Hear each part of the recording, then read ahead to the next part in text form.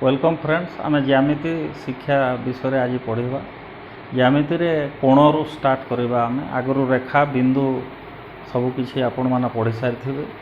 तेणु कोणरू आरंभ करवा। कोण क्या कहुए? तीनोटी पृथक बिंदु ए बी और सी जदि एक सरल रेखार अवस्थित न होती तेबे बी ए और बी सी रश्मिद्वयर संयोग को गोटे कोण कहुए।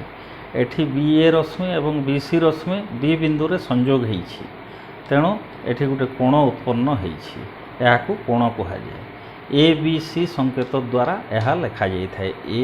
ए संकेत ए बी सी चिन्ह ये देकर लिखा जाए एवं ए बी सी कोण बोली पढ़ा जाए। याकू ए बी सी कोण बोली पढ़ा जाए।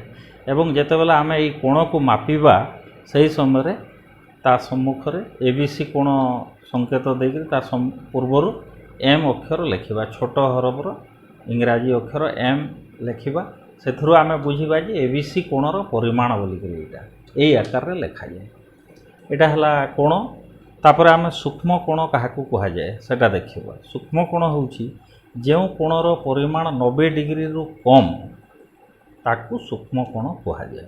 उदाहरण हो 55 डिग्री, 63 डिग्री, 75 डिग्री, 89 डिग्री इत्यादि।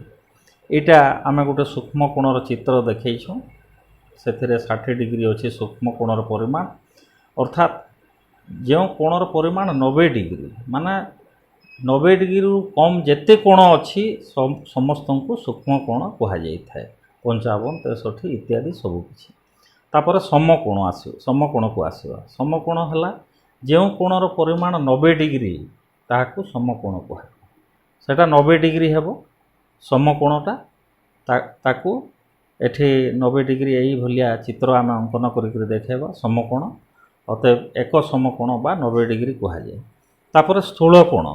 स्थूल कोण हेउछि जो कोणर परिमाण 90 डिग्री रु अधिक और 180 डिग्री रु कम ताकू स्थूल कोण कहुए। 90 डिग्री रु अधिक माने 91 हेबो, 123, 179 इत्यादि एवं 180 रु कम हेबो ताहले ताकू आमे स्थूल कोण बोली कहिबा। एटा 130 डिग्री रो गोटे चित्र आमे कोणर चित्र अंकन करिछु। एटा होछि स्थूल कोण। 130 हेई पारे, 150 हेई पारे, 160 हेई पारे, 180 रु किंतु कम हेबो स्थूल कोण। तापरे सरल कोण आमे देखिबा। सरल कोण होछि जो कोणर परिमाण 180 डिग्री ताकू सरल कोण कहुए। एटा माने 90 डिग्री रो डबल माने गोटे सरल रेखा रहिबो। से गोटे बिंदु रे जेते कोण होउछि सेटा होउछि सरल कोण तार परिमाणता। अर्थात 180 डिग्री हेबो सरल कोण। ताकू माने जो कोणर परिमाण 180 डिग्री ताकू सरल कोण कहुए। तापर आसीबा आमे प्रवृद्ध कोण को आसीबो। प्रवृद्ध कोण कोण? जो कोणर परिमाण 180 डिग्री रु अधिक और 360 डिग्री रु कम ताहाकू प्रवृद्ध कोण कहुए। उदाहरण 190 डिग्री, 260 डिग्री, 359 डिग्री इत्यादि। माने 180 डिग्री रु अधिक हेबो किंतु 360 डिग्री रु कम हेबो ताहले सही कोण मानकू प्रवृद्ध कोण कहुए। आमे एठी गोटे चित्र अंकन करछु प्रवृद्ध कोणर।